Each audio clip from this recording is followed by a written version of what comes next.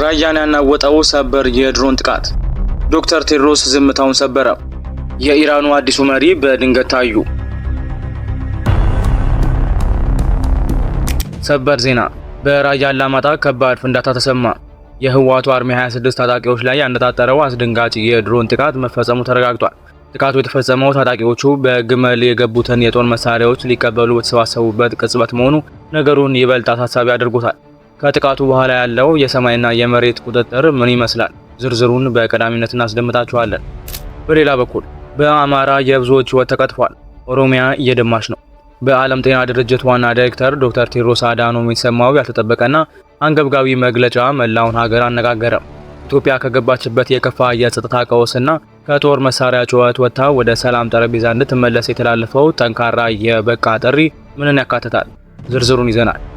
ከውጪ ዜና ከሰዓታት በፊት ከኢራን የተሰማው አስደንጋጭ መረጃ። ከወራት ስወራና ውዝግብ በኋላ ስልጣን ላይ ያለው አዲሱ የኢራን ጠቅላይ መሪ ሞተጃባ ኻሜኒ በድምጽና በምስል በድንገት ብቅ አሉ። በጤናቸው መታወቅ ዙሪያ ዓለም አቀፍ ስጋት ፈጥሮ የነበረው ይህ መሪ አሁን የተለቀቁት የ12 ሰከንድ ሚስጥራዊ ቪዲዮ ምንን ያካትታል? ዝርዝሩን ይዘናል። አብራችሁን ቆዩ። ሰላም ውድ ቤተሰቦች እንደምን አላችሁ? ይህ ዜና ላፍታ ነው። ቪዲዮውን ላይክ በማድረግ ይጀምሩ። ያን ወደ ዝርዝር ዜናዎቹ አለፍን። በኢትዮጵያ የመጀመሪያው ባለ 5 ኮከብ ኮምፓውንድ አፓርትመንት በሲኤምሲ አፍሪካን ኮንቬንሽን ሴንተር አጠገብ ከአዲስ ዓመት ልዩ ቅናሽ ጋር አቅርበንልዎታል። በውስጡ ባለ 5 ኮከብ ሆቴል፣ 2 መዋኛ ገንዳ፣ ጂም፣ ስፓ እና ሳውና፣ የባስኬትቦል ኮርት፣ ኢንዶር እና አውትዶር የልጆች መጫወቻ እንዲሁም የራኒንግ እና የባይክ ትራክ ከበቂ መኪና ፓርኪንግ ጋር። ባለ 1 መኝታ በ720 ሺህ ብር ቅድመ ክፍያ፣ ባለ 2 መኝታ በ1.2 ሚሊዮን ብር ቅድመ ክፍያ፣ ባለ 3 መኝታ በ1.4 ሚሊዮን ብር ቅድመ ክፍያ ያለምንም የዋጋ ጭማሪ በ3 ዓመት ዘና ብለው ከፍለው የቤት ባለቤት ይሁኑ። ለበዓል እስከ 2 ሚሊዮን ብር ልዩ ቅናሽ። በተጨማሪ ሙሉ ለምትከፍሉ እስከ 30% ቅናሽ አድርገናል። ለበለጠ መረጃ በሚከተሉ ስልክ ቁጥሮች ይደውሉልን። ድሪም ቢልደርስ ሪል ስቴት ህልሞን እንገነባለን። ሰበር ዜና። በራያ አላማጣ ከባድ የድሮን ጥቃት ተፈጸመ። በታጣቂዎች ላይ ከፍተኛ ጉዳት ደረሰ። በራያ አላማጣ ወረዳ ዛሬ በድንገት በተሰነዘረ ከባድ የድሮን ጥቃት መረዋ አካባቢ ከፍተኛ ውጥረት ነግሷል። ከአካባቢው የተገኙ መረጃዎች እንደሚያመለክቱት የጥቃት የተፈጸመው ዛሬ ከጠዋቱ 2 ሰዓት አካባቢ ሲሆን የሰማዩ አካል ድንገተኛ መምጣት ለአካባቢው ነዋሪዎች ከፍተኛ ድንጋጤን ፈጥሯል። የጥቃቱ ዋና ኢላማ በግመል ተጓጉዘው ለሚመጡ ታጣቂዎች የሎጂስቲክና የሰራዊት ድጋፍ ማስተላለፊያ በሆነው ስፍራ ላይ ያነጣጠረ መሆኑ ታውቋል። በተለይም በግመል የተጓጓዙ የጦር መሳሪያዎችንና ቁሳቁሶችን ታጣቂዎች ሊቀበሉ ሲሰባሰቡ የተመታው የኃይል አካባቢውን ሙሉ በሙሉ ያናወጠ ድምፅ አስከትሏል።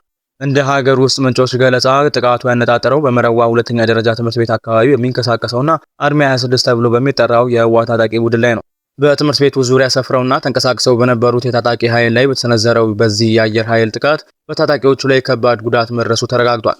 ይህ ያልተጠበቀና ድንገተኛ የሚሳኤል ወይንም የድሮን መምታት በአካባቢው የነበረውን የተለመደ ሰላም በአንድ ጊዜ በመረበሹ ህዝቡ ወደ መጠለያው እንዲገባ አስገድዶታል። የታጣቂዎቹን እንቅስቃሴ ለመከታተልና ለመቆጣጠር በተደረገው በዚህ እርምጃ ከባድ ድምጾች ሲንጸባረቁ ውሏል። የአካባቢው ነዋሪዎች እንደሚሉ ከሆነ የጥቃቱ ድምጽ እስከ ረጅም ርቀት ድረስ ይሰማ ነበር። የትምህርት ቤቱን ግቢና ዙሪያውን በመቆጣጠር ላይ ይገኙ የነበሩ ታጣቂዎች ላይ በተወሰደው እርምጃ በርካቶች መቁሰላቸውና መገደላቸው ተሰምቷል። ይሁን እንጂ ትክክለኛው የሞትና የቁስለኞች ቁጥር በይፋ እስካሁን አልተገለጸም። በጦር መሳሪያዎች የታጀበው ይህ የሰማይ ላይ ጥቃት ታጣቂዎች አድርገውት የነበረውን የሎጂስቲክ ዝግጅት ሙሉ በሙሉ ያመከነ መሆኑ ተገልጿል። በተለይም በግመል ጭነት የሚንቀሳቀሱ ኃይሎችን ለመቆጣጠር የተደረገው ይህ ጥቃት የታጣቂዎችን የአቅርቦት መስመር በእጅጉ አደጋ ላይ የጣለ መሆኑ ተመላክቷል። ጥቃቱ ያስከተለውን እውነተኛ የሰውና የዕቃ ውድመት መጠን ለማወቅ አሁን ላይ የአካባቢውን ሁኔታ በቅርበት እየተከታተለን ይገኛል። በቦታው ላይ የደረሰውን አጠቃላይ ጉዳት አስመልክቶ ተጨማሪ መረጃዎችን ለማሰባሰብ ጥረቶች እየተደረጉ ሲሆን በታጣቂዎቹ በኩል የነበረው እንቅስቃሴ ከፍተኛ ጉዳት አስተናግዷል። ይህ በእንዲህ እንዳለ ጥቃቱን ፈጽሞ የነበረው የማይታየው የሰማይ አውሮፕላን ወይም ድሮን ከጥቃቱ በኋላም አሁንም ድረስ በአካባቢው ሰማይ ላይ ንቁ አሰሳ እያደረገ ይገኛል።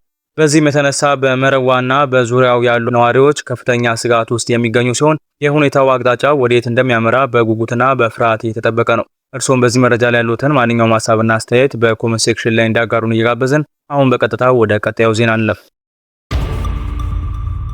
በአማራ የብዙዎች ህይወት ተቀጥፏል። ኦሮሚያ እየደማች ነው። የዶክተር ቴድሮስ አዳኖም አስደንጋጭ ጥሪ። በኢትዮጵያ የተለያዩ አካባቢዎች የተባባሰ የመጣው አስከፊ የጸጥታ ሁኔታና የትጥቅ ግጭት ከፍተኛ አሳሳቢ ደረጃ ላይ መድረሱን የዓለም ጤና ድርጅት WHO ዋና ዳይሬክተር ዶክተር ቴድሮስ አድሃኖም ገብረኢየሱስ በይፋዊ የማህበራዊ ትስስር ገጻቸው ባስተላለፉት መልእክት አጋልጠዋል። ኢትዮጵያ የሚያስፈልጋት ሰላም እንጂ ተጨማሪ ጦርነት አይደለም የሚለው አጽንኦታዊ መግለጫቸው አገሪቱ ከምትገኝበት የከፋ የፖለቲካና የጸጥታ ቀውስ ለመውጣት አፋጣኝ እርምጃዎችን መውሰድ እንደሚያስፈልግ በግልጽ የሚያመላክት ነው። ዋና ዳይሬክተሩ በዝርዝር ባሰፈሩት መልእክት በአማራ ክልል ለ3 ዓመታት ያህል የዘለቀው አውዳሚ የትጥቅ ግጭት የበርካታ ንጹሃን ዜጎችን ሕይወት መቅጠፉን በጽኑ አውግዟል። ከዚህም በተጨማሪ በኦሮሚያ ክልል የሚካሄደው የማያባራ ደም መፋሰስ መቀጠሉ፣ በትግራይ ክልል ዳግም ወደ ግልጽ ጦርነት የመግባት አደገኛ ስጋት ማንዣበቡ እንዲሁም የአፋርና የቤልሻንጉል ጉሙዝ ክልሎች አሁንም ድረስ በግጭትና በአመፅ ውስጥ መዘፈቃቸው አገሪቷን ወደ ምን መጥፎ አቅጣጫ እየወሰዳት እንዳለ በግልጽ አስቀምጠዋል። ይህ በእንዲህ እንዳለ የዶክተር ቴድሮስ አድሃኖም ወቅታዊና አንገብጋቢ ጥሪ በአገር ውስጥም ሆነ በውጭ በሚገኙ ኢትዮጵያውያን ዘንድ ከፍተኛ መነጋገሪያን ፈጥሯል። አብዛኞቹ ዜጎች የሲቪል ማህበራት ድምጻቸው በመሰንጠቅ የጦርነቱ መባባስ ሀገርን ለከፋ ውድቀት እየዳረጋት በመሆኑ የፖለቲካ መሪዎች ከዚህ በላይ ንጹሃን እንዳይጨፈጨፉ አፋጣኝ የተኩስ አቁም ስምምነት እንዲያደርጉ እያሳሰቡ ይገኛሉ። በቃ በማለት ጠንከር ያለ አንገብጋቢ መልእክት ያስተላለፉት ዶክተር ቴድሮስ የፌዴራል መንግስትም ሆነ የክልል መሪዎች ከጦር መሳሪያ ጩኸት ይልቅ ለሰላማዊ ውይይት ቅድሚያ እንዲሰጡ ጥሪ አቅርቧል። ግጭት የሞት፣ የውድመት፣ የመፈናቀልና የከፋ ሰብአዊ እጦት ብቻ የሚዘራ እንጂ ለየትኛውም ችግር መፍትሄ ሊሆን እንደማይችል በማስታወስ ፖለቲካዊ መፍትሄዎችን በሰከነ መንፈስ መፈለግ አሁን ላይ ሊዘነጋ የማይችል ታሪካዊ ኃላፊነት መሆኑን አስገንዝበዋል። በመጨረሻም ኢትዮጵያውያን ከዚህ የተሻለና የከበረ ሰላማዊ ህይወት ይገባቸዋል ሲሉ አጽንኦት ሰጥተዋል። አሁን ላይ ያለው አስከፊ የሰው ህይወት መጥፋትና የንብረት ውድመት እንዲቆም ሁሉም ባለድርሻ አካላት ድምጻቸውን ከፍ አድርገው ሊቃወሙና ወደ ሰላም ጠረጴዛ ሊመለሱ እንደሚገባ አሳስበው የዓለም አቀፉ ማህበረሰብም ለሀገሪቱ ሰላም የድርሻውን ድጋፍ እንዲያደርግ ጥሪ በማስተላለፍ መልእክታቸውን ደምድመዋል። ቪዲዮአችንን ላይክ ማድረግ አይርሱ እያልን ወደ ውጪ ዜና አለፈ። የኢራን ከፍተኛው መሪ ሞተጃባ ሆሚኒ በድንገት በቪዲዮ ወጡ። ከወራት ስወራና ውዝግብ በኋላ የታየው አደገኛ ሚስጥር ኢራንን በከፍተኛ ውጥረት ውስጥ የከተማት አዲስ መሪ ሞተጃባ ሆሚኒ ስልጣን ከያዙ ወዲህ ለመጀመሪያ ጊዜ በድምጽና በምስል ብቅ ማለታቸው ዓለምን አነቃቅቷል። የአባታቸውን ህልፈት ተከትሎ የስልጣን ማማውን ከተቆጣጠሩት ወዲህ በምስልም ሆነ በድምጽ ፈጽሞ ታይተው ሳይታወቁ የቆዩት ሞተጃባ ከዚህ ቀደም ይወጡ የነበሩ መግለጫዎች በንባብ ብቻ በመቅረባቸው በጤናቸው ዙሪያ ከፍተኛ ጥርጣሬዎችና ግምቶችን አስነስቶ ነበር። ይሁንና ከፊል መንግስታዊ መሄር ዜና አውታር ባወጣው የ12 ሰከንድ ቪዲዮ መሪው ምንጣፍ ላይ ተቀምጠው ከባለስልጣናት ጋር ሲነጋገሩ ቢታዩም ቪዲዮው መቼና የት እንደተቀረጸ ባለመገለጹ ሁኔታውን እጅግ አጠራጣሪ አድርጎታል። ይህ በድንገት የተለቀቀ አጭር ቪዲዮ ዓለም አቀፍ መገናኛ ብዙሃንንና የጂኦፖለቲካ ተንታኞችን እርስ በርስ እያከራከረ ባለበት በዚህ ወሳኝ ወቅት የኢራኑ ፕሬዝዳንት ማሱድ በዚህ ሳምንት በሰጡት ይፋዊ መግለጫ ከጠቅላይ መሪው ጋር ግንኙነት ማድረግ በጣም አስቸጋሪ ነው ማለታቸው አበክረው የሚታወስ ሲሆን ሆኖም በአስቸጋሪ ሁኔታ ውስጥ ቢሆን አግኝተው ለማነጋገር መቻላቸውን መናገራቸው የውስጥ ስልጣን ቁጥጥሩ እጅግ የተወሳሰበና ሚስጥራዊ መሆኑን በግልጽ ያሳያል።